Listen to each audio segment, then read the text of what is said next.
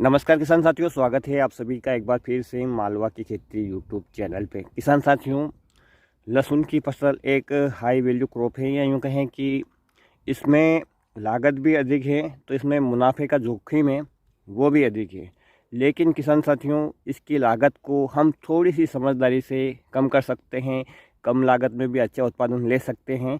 इसके लिए हमें इस फसल को समझना होता है। सामान्यतः किसान साथियों, इस फसल में भी 3 अवस्थाएं आती हैं। पहली अवस्था आती है किसान साथियों पौधे की वानस्पतिक वृद्धि की अवस्था। दूसरी अवस्था में किसान साथियों पौधे में स्टोरेज बढ़ता है, जिसकी वजह से इसका जो तना है वो मोटा होता है, पौधा स्वस्थ रहता है। जितना ज़्यादा मोटा तना होगा उतना ही मोटा कंद बनने के चांस पूरे के पूरे रहते हैं। तीसरी अवस्था में किसान साथियों जितने भी स्टोरेज पौधे ने कर रखा है अपने तने में, वो डाइवर्ट होता है कंद की तरफ, और जितना मोटा तना उतना मोटा कंद बनने की पूरी संभावना रहती है। सबसे पहले बात कर लेते हैं कि इसकी अवस्था को समझना।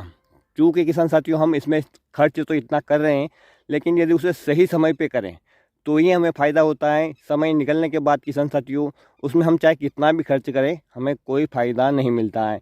एक उदाहरण के द्वारा मैं आपको बताऊं किसान साथियों, तो जब लोहे से हमें कुछ औजार बनाने हैं तो उसको गर्म किया जाता है, और जब लोहा पूरी तरह से गर्म होता है तब उस पर हथौड़ा मारकर उसे मन चाहे रूप में डाला जा सकता है।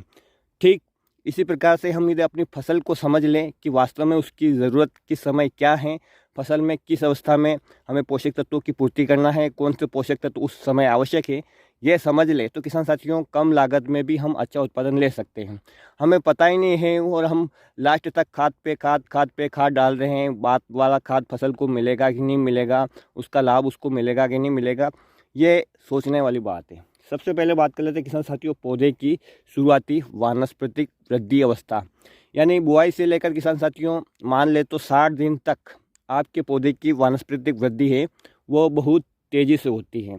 बहुत सारे किसान भाई बेसल डोज में या आधार खाद में या बुआई के समय कोई सा भी खाद नहीं डालते हैं। उनका मानना रहता है कि अबे तो फसल में जड़ें ही नहीं हैं तो वो खुराक कैसे लेगी। तो किसान साथियों मैं आपको बताना चाहूँगा कि जो भी हम खाद फर्टिलाइज़र चाहे कुछ भी ज़मीन के माध्यम से देते हैं तो वो पौधे को सीधे रूप में प्राप्त नहीं होते हैं। पहले वो कन्वर्ट होते हैं, जो हमारे खेत में बैक्टीरिया हैं वो दूसरे रूप में उसको परिवर्तित करते हैं, तब जाके पौधे को वो मिल पाता है। बुआई के समय किसान साथियों जब आप विभिन्न प्रकार के आधार खाद के रूप में या बेसल डोज के रूप में जो नाइट्रोजन फास्फोरस पोटास देते हैं, वो कन्वर्ट होकर फसल की अवस्था में तुरंत अवेलेबल होने लगते हैं जब फसल की जड़ आनी शुरू हो जाती है। क्योंकि जैसे ही जड़ें निकलेंगी किसान साथियों आपकी फसल को खुराक ज़मीन से ही मिलेगी। ज़मीन में यदि पर्याप्त मात्रा में पोषक तत्व होंगे तो फसल शुरुआत से ही अच्छे पोषक तत्वों को ग्रहण कर पाएगी और अपनी परिस्थिति अच्छी बनाएगी। यदि किसान साथियों आपकी फसल 20 दिन की हो गई, उसके बाद आप उसमें डीएपी डाल रहे हैं, पोटाश डाल रहे हैं, तो फ़ायदा तो आपको मिलेगा, लेकिन क्या उतना मिलेगा जितना कि मिलना चाहिए। एक छोटे बच्चे को मान लीजिए कि भूख लगी है किसान साथियों, तो हमें खाना पहले से ही बनाकर तैयार रखना है कि जैसे बच्चे को भूख लगे तो हमें उसको खाना दे देना है। लेकिन किसान साथियों जब भूख बहुत तेज़ लग रही है, फिर जब खाना बनाओगे उसमें समय लगेगा, तो आपकी परिस्थिति क्या होगी ये आप अच्छी तरह से समझ सकते हैं। तो इसी प्रकार से हमारी फसल को भी समझना है। जितना भी अधिकतम फर्टिलाइज़र का प्रयोग जो लहसुन की फसल में किया जाता है 60 दिन की पहले की अवस्था में किया जाता है। 60 दिन के बाद किसान साथियों पौधा अपना स्टोरेज बनाने लगता है, जो कि लगभग 90 दिन तक बनाता है। उसके बाद किसान साथियों 90 दिन से आगे की स्थिति में पौधे में कंद बनना शुरू हो जाता है, जो बहुत तेज़ी से होता है। लगभग 20 से 30 दिन में ही कंद पूर्ण आकार ले लेता है और फसल हमारी पककर तैयार हो जाती है। यानी 120 दिन की यदि फसल है तो किसान साथियों आधी अवस्था तक उसमें आपको पोषक तत्वों को मेंटेन करना है। बहुत सारे किसान भाई लास्ट सिंचाई में भी कोई सिंगल सुपर फास्फेट दे रहा है, कोई क्या दे रहा है, कोई क्या दे रहा है, अलग अलग हिसाब से देते रहते हैं। तो किसान साथियों पहले अपनी फसल को समझो कि उसकी अवस्थाएं कैसी हैं। वानस्पतिक वृद्धि अवस्था में ही किसान साथियों अधिकतम पोषक तत्वों का फसल हमारे प्रयोग कर लेती हैं, और उस अवस्था में किसान साथियों यदि पोषक तत्वों में कमी रह जाती है तो निश्चित रूप से पौधे का जो तना है वो पतला बनेगा।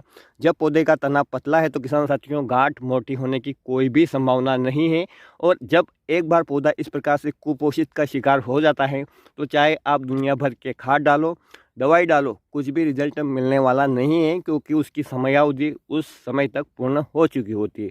तो लहसुन की फसल अभी अधिकतर क्षेत्र में किसान साथियों वानस्पतिक वृद्धि अवस्था में ही है। आप अदल बदल कर जितने भी पोषक तत्वों की आवश्यकता है एक सिंचाई में दे दीजिए, एक में छोड़ दीजिए। जो पहले दे दिया उसका दोबारा प्रयोग आपको कब करना है, ये समझना बहुत ज़रूरी है। फसल की किस अवस्था में क्या देना चाहिए, क्योंकि वानस्पतिक वृद्धि की जो अवस्था होती है किसान साथियों, इसमें पौधा ऊपर और नीचे दोनों तरफ बढ़ता है, यानी पौधे में नई पत्तियाँ आती है, तना मोटा भी होता है, साथ ही जड़ों का भी विकास होता है। इसलिए इसमें सबसे ज़्यादा आवश्यकता इस समय पोषक तत्वों की होती है। बाद में जो भी आपकी पत्तियों ने ऊर्जा बनाई है वो कंद की ओर या तने की ओर डाइवर्ट होती है, तो वो दूसरी अवस्था में होती है। और तीसरी अवस्था में किसान साथियों जितने भी जो आपके पौधे के तने होते हैं मोटे होते हैं, वो स्टोरेज कंद की ओर डाइवर्ट हो जाता है और आपके जो लहसुन का साइज़ है, जो गांठ है, वो फूल जाती है और इस प्रकार से एक अच्छा उत्पादन आपको मिलता है। तो ये आपको समझना है कि किसान साथियों किस परिस्थिति में आपको कौन सा खाद देना है। बेसल डोज में किसी कारणवश किसान साथियों आप खाद नहीं दे पाए हैं, तो आप पहली सिंचाई, दूसरी सिंचाई, तीसरी सिंचाई यानी 60 दिन की अवस्था से पहले पहले जितनी उसकी पूर्ति कर सकते हैं कर दीजिए। आगे चलकर आपको भारी भरकम फर्टिलाइज़र डालने की ज़रूरत नहीं है, क्योंकि आपकी लागत तो बढ़ती है, थोड़ा बहुत फ़ायदा भी होता है, लेकिन किसान साथियों जिस हिसाब से लागत बढ़ती है या जिस हिसाब से आप खाद डालते हैं उसका पूर्ण उपयोग ही नहीं हो पाता है। और आप कहते हैं कि यार मैंने सब कुछ खाद डाला है, दवाई डाली है, उसके बाद भी जो फिर उत्पादन है वो नहीं आ रहा है। तो किसान साथियों मैं यही समझाने का प्रयास कर रहा हूँ कि लहसुन की फसल से आप कम लागत में भी अच्छा उत्पादन कैसे ले सकते हैं। तो अपनी फसल को समझिए और जो मैंने आपको बताए हैं तरीके, इनको यदि आप अमल में रखेंगे तो निश्चित रूप से आपको लाभ होगा। क्योंकि मेरी फसल आप देख पा रहे हैं, ये जो दूसरी बार की बिजाई है, क्योंकि एक बार बारिश से फसल ख़राब हो गई थी, तो लगभग 1 महीने को ये होने को आई है और अब इसकी जो वृद्धि है वो तेज़ी से हो रही है। मैंने कल के वीडियो में मैंने आपको बताया था कि मैंने नाइट्रोजन की पूर्ति के लिए कौन सा खाद डाला है और अभी मैंने फसल आपको बताई है। तो 8 से 10 दिन बाद इसका जब रिज़ल्ट आएगा किसान साथियों, तो मैं फिर से आपको बताऊंगा कि फसल ने कैसी ग्रोथ की है। तो किसान साथियों उम्मीद करता हूं कि यह जानकारी देख करके आपको समझ में आया होगा कि वास्तव में फसल को समझना कितना ज़रूरी है अच्छा और गुणवत्ता युक्त उत्पादन लेने के लिए। किसी भी प्रकार की इस फसल में कोई समस्या आपको दिखती है तो आप कमेंट में मेंशन कर सकते हैं। आपकी फसल की इस समय अवस्था कैसी है, क्या पीलापन है, बारिश से पहले की बुआई है या बारिश के बाद है, क्या ग्रोथ सही नहीं हो रही है, इन सभी समस्याओं को भी आप कमेंट के माध्यम से पूछ सकते हैं। जितना मेरा अनुभव है किसान साथियों उतनी जानकारी मैं दे सकता हूं, उससे आगे बढ़कर मैं कुछ आपको नहीं बता सकता हूं। उम्मीद करता हूं कि ये वीडियो आपको पसंद आया होगा। पसंद आए तो प्लीज़ वीडियो को लाइक और चैनल को सब्सक्राइब जरूर कीजिएगा। फिर मिलेंगे एक नए वीडियो में एक नई जानकारी के साथ। तब तक किसान साथियों ख्याल रखिए आप अपना, अपने परिवार का, अपने पशुधन का और अपनी फसलों का।